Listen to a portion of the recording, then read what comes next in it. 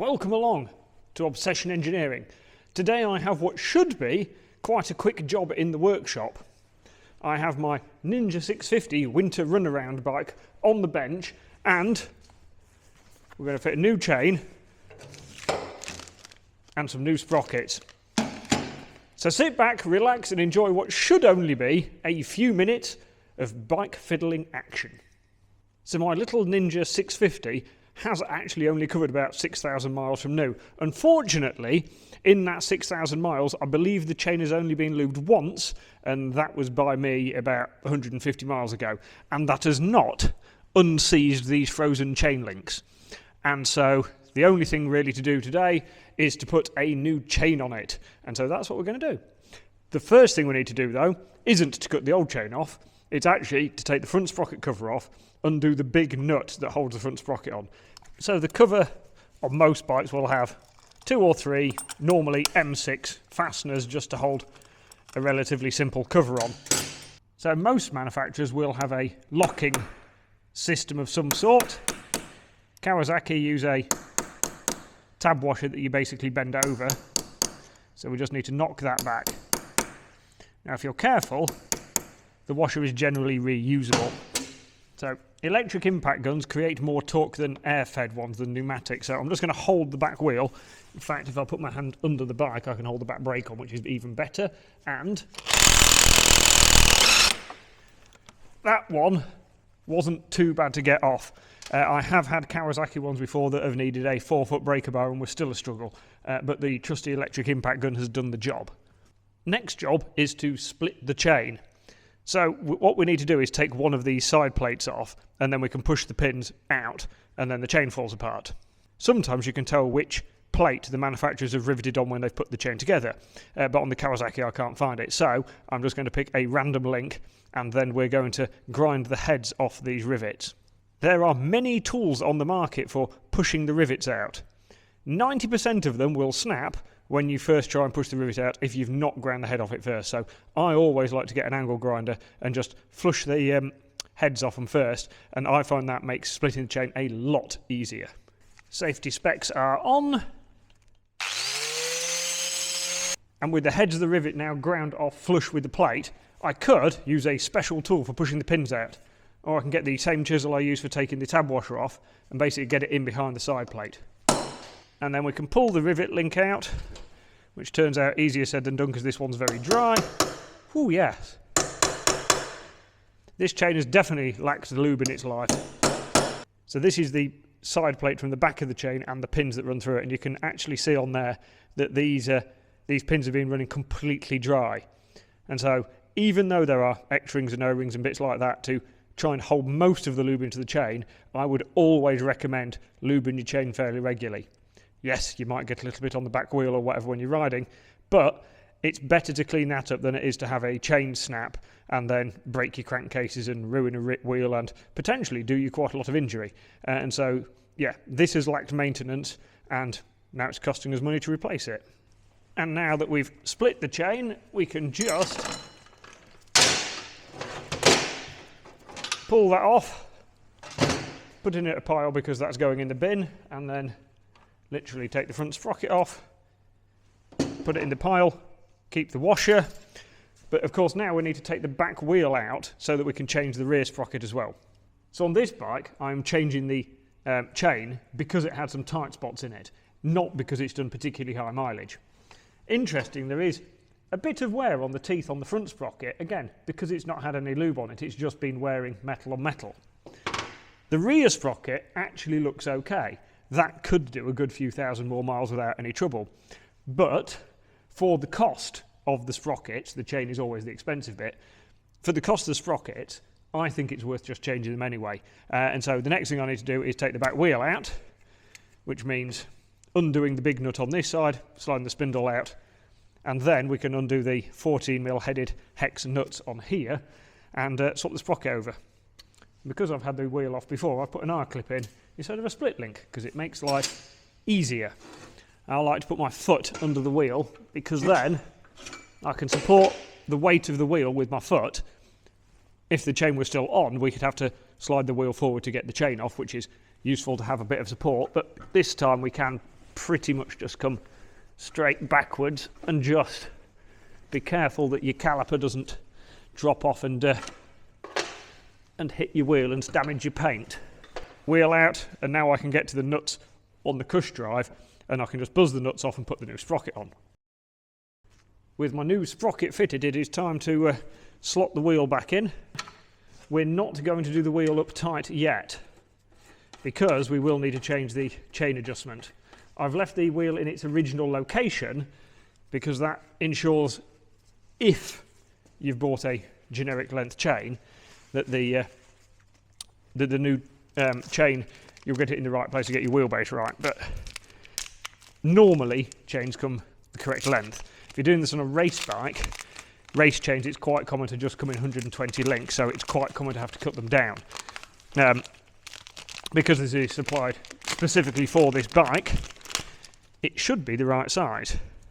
To be honest, for a road bike, there wasn't that much old chain lube around the front sprocket, because it's not been lubed enough. Normally I would expect to take the front sprocket cover off and see it absolutely lathered in old chain lube, but not today. So the one very small bonus to a lack of maintenance, it's been quicker to clean. Right, front sprocket on, tab washer on. You can see there the teeth on the inside of there. They need to go on the splines of the output shaft from the gearbox. And then we'll wind that on. At the moment though, we're just going to do that finger tight. We have to remember to do that up again later. So the next thing to do is get my chain and feed it into the sprocket, or onto the sprocket I suppose would be a better term there. So as I feed the sprocket, the chain onto the sprocket, what we could of course have done is clipped the new chain to the old chain and used the old chain to pull the new one into place. But being as we were taking the wheel and the sprockets off, it's not really saved us any work. So now you can see we've got our chain in the correct position. I will now need my new chain link, my new rivet link. So on very small bikes, especially dirt bikes, it's common to have just a clip link. On a road bike, I would not recommend that. On road bikes and on race bikes, I would always use a rivet link, because the very last thing you want is your chain coming off. Because if your chain does come off, it can punch holes in crankcases and all sorts. I've smeared a bit of grease on my pins, made sure my O-rings are in place. Slide that in, get our little O-rings, or X-rings, depending on the shape of the ring. The number one killer, the number one reason that chains break is actually corrosion, not excessive mileage. Because if the side plates start to corrode, or the pins in the middle start to corrode, the pitting in them creates weak spots, and then your chain is liable to break. Another good reason to keep your chain lubed is because then it won't go rusty, so it won't look nasty, and it'll last longer. Now I would imagine on a sort of 60 horsepower small bike, I would expect a well-maintained chain to last 15 to 20,000 miles relatively easily if it's well maintained. This one's done 6,000 miles, and even though the chain and sprockets kit isn't a big amount of money, it's definitely considerably more expensive than a can of chain lube. So now we've got two different types of rivets. You can see these are sort of the old style version of the rivet, and in the factory they'll fit these because they're incredibly sturdy. The version we have on the split link, you can see has a little hole, a little dimple on the inside of it, and that requires a special tool to basically splay the link over. So what we need to do first is press this plate the correct distance onto the link, and then we need to splay the actual pin over to hold it all in place. Some manufacturers will supply rivet links that still use this type of sort of rivet, and what you need for that is a tool that basically splays it that way by just pretty much hitting it with a hammer. These ones, the tool has a sort of ball in the middle, and as the ball pushes into the pin, it opens the end out, it flares the end. So this way involves not having to hit anything with a hammer, which is sometimes a little bit disappointing, but in the end actually puts less strain on the chain. And so I've now moved the rivet link down here so we have access all the way around the chain, because the back of my chain riveting tool, you can see it has a hole in the middle for if you're pushing the pins out, and these two holes here, sort of indentations, and they're going to be used so that the back of the rivet can sit against it. This section of the tool with this groove down it, that's going to go in front of there, and that's going to push the link on, but it's going to push it on only as far as the bottom of that groove, so it can't go too far and squash the O-rings too much. And then the rest of the tool is basically a big screw and some clamping area. So slide that on there, wiggle it around a bit, get it all in the right place, and then if I hold the tool and screw the plate on, it will push the plate onto the rivets, onto the sort of the pins of the link, the perfect amount. Right, that's gone solid, so that's at the bottom. I need this tool in a slightly different position to do this.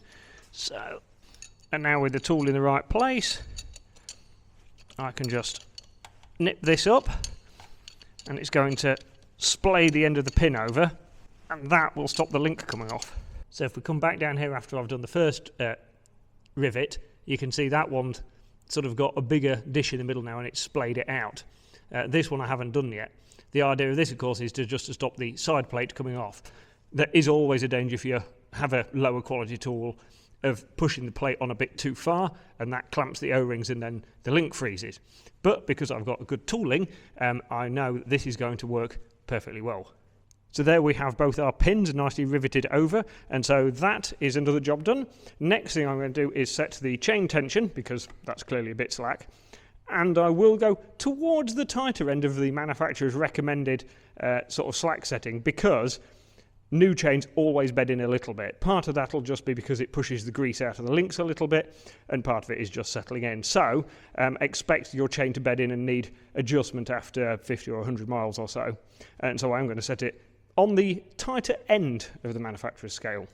Chain tension set, and the next thing I need to do, and I definitely don't want to forget this, is to torque up the front sprocket nut, or at least tighten it up, and then lock the tab washer over. And with it torqued up, I find a pair of big pipe grips the easiest thing to pull the big tab washer over with, and it can still be slightly awkward, but it's easier than trying to get a hammer and punch or anything right in close by your frame and bits. So give that a good locking over, and with that well locked, there we go. Chain and sprocket's done. All I need to do now is just make sure I've got my R-clip back in my rear wheel, put my sprocket cover on, and happy days. We're done. With my sprocket cover on, the R-clip back in my wheel nut, and ensuring I have actually done up the lock bolts, the lock nuts for the adjusters, that is it. Chain is done. Chain manufacturers tend to put quite a lot of grease on a new chain, but that will come off relatively easily. So after the first sort of 50 or 100 miles, I would highly recommend giving your wheel and everything a bit of a clean, giving the chain a bit of a wipe over, and getting some proper chain lube on it. It's also a good opportunity to reset your chain tension and check everything's still nice and tight. So if you are about to embark on changing your chain and sprockets, I hope this has been useful. If you're just laid in bed at night and you can't sleep, I really hope this has helped you nod off. So thank you for watching, and join me again soon for some more motorbike fun.